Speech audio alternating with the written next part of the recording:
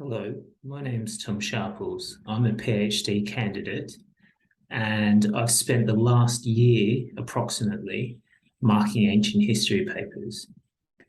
I'd like to spend a bit of time just sharing what I look for when I mark an ancient history paper.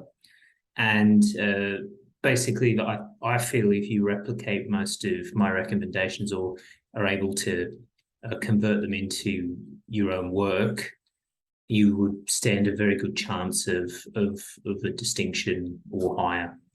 So I'm just going to go through some of the things that I look for, and in no particular order, and try and emphasize the key points. So the first one is to always make the ancient sources the focus of your paper. Everything that has ever been written by a modern scholar is based on ancient literary or archaeological sources. So you should do the same. Most of the time, there's no wrong arguments if your answer is backed up by persuasive evidence. And markers will be highly impressed if you display not only critical thinking, but also a strong sense of opinion. This is particularly important when it comes to the use of quotations. Save them for the ancients and paraphrase the modern scholars, unless there's a particularly choice quote that you can't live without. Even when quoting the ancients, please edit the quote down to only the key points. So this is a really important point, because as long as you can show with evidence, you're entitled to your own opinion. You're entitled to have a look at the ancient evidence and back it up. Obviously, you need to back it up with your own research, but there is often no wrong answers.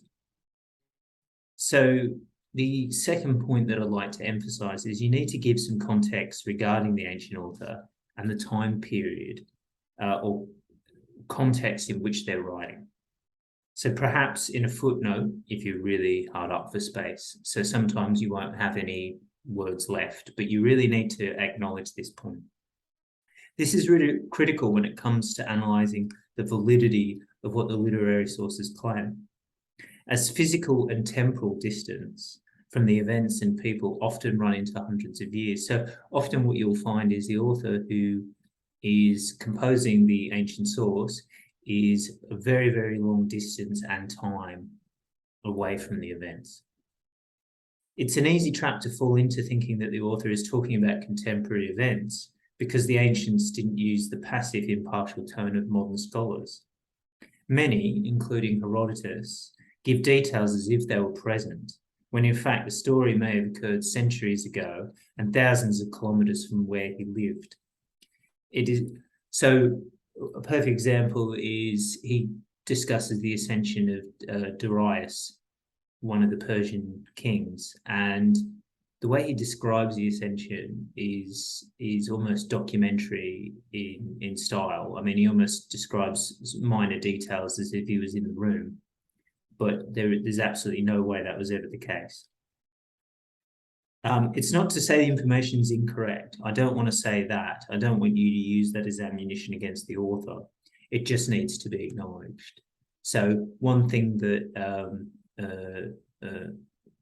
Dr. Liz Bainham used to teach me, and she's an expert on Alexander, is that don't also think that it's impressive to say, oh, well, this source is invalid because it was written so long ago. Because actually, with the most of these sources, that's the case. And if you discard them, well, we've got no information at all. So please don't use that as ammunition against them, but just at least acknowledge it.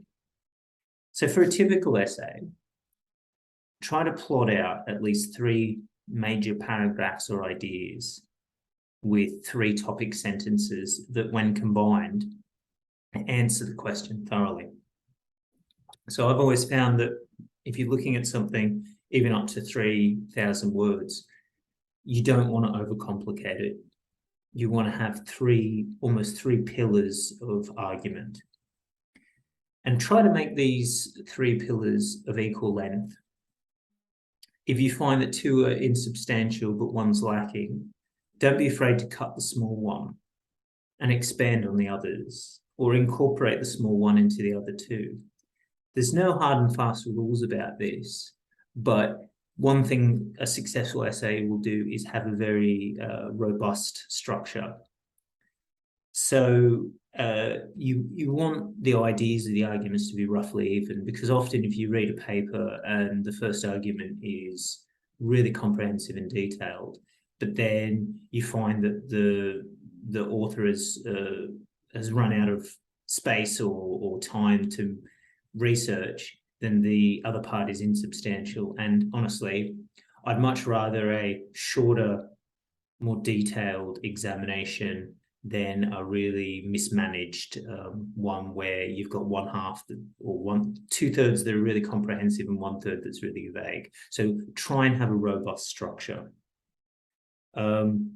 So try to limit the use of multiple citations by one author. Even if they're separate articles and books, many scholars will simply reinforce their ideas or reframe them. For a truly well-rounded paper, you need to look at multiple perspectives. A marker, such as myself, will look for at least 6 to 8 separate modern scholars for a truly high-quality paper. So what often people will do is they'll find an expert. So they'll find Bosworth, for example, who is Dr. Bosworth, who is an expert on Alexander.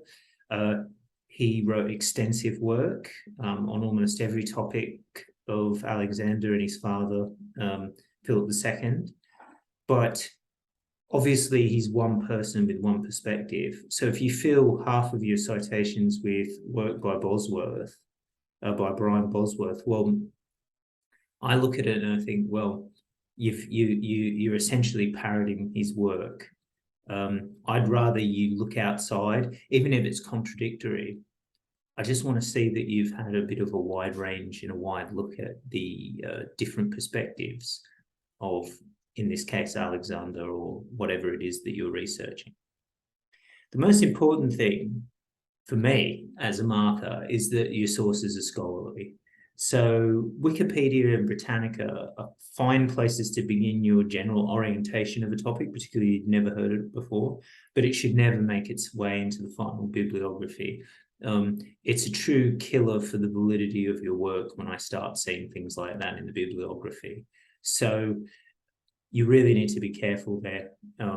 It just smacks of laziness.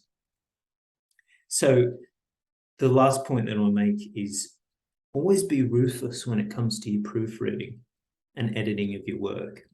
One of those obvious things a marker sees when you're looking at multiple papers is repetition. So a point is just simply repeated over and over and over again with no new information added and no new ideas or points.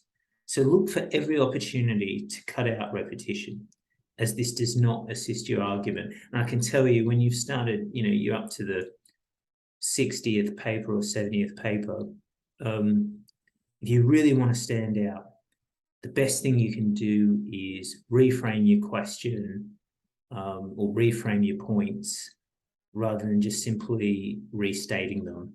So look at your words. Don't think I have to meet the word count. Don't see that as a goal to achieve. Oh, I just need to match that number of words, because honestly, I think most markers would agree they'd rather it be a couple of 100 words below the limit, but be a nice lean piece of writing with less repetition. So don't fall into that trap thinking that meeting a word count is the goal. The goal is to fill your essay with quality arguments. And if you think about my point earlier about the 3-paragraph structure, this is something that will allow you to, you can break it down. So 2,000 word essay now becomes, say you have 150 words for introduction and conclusion, you're now looking at about 600 words per paragraph. So you break it down and it makes it less complicated, and it gives you a goal to achieve rather than just thinking I need 2,000 words. So structure is important. quality of research is important, and everything that I've mentioned really revolves around those two things. But the main point that I just want to emphasize or come back to is my very first point, which is this is ancient history. So everything needs to be based around the ancient authors. It's not to say that you're not going to, at some stage, go and look at secondary sources of scholarly information. Of course you must. You need to know what has been said about this topic. But the ancient evidence is the key. And if, to be honest, if we don't have any of this ancient evidence, we don't have anything to write about. So just keep that in mind. And I think if you follow my advice, you'll find that your marks will be quite satisfactory. Thank you.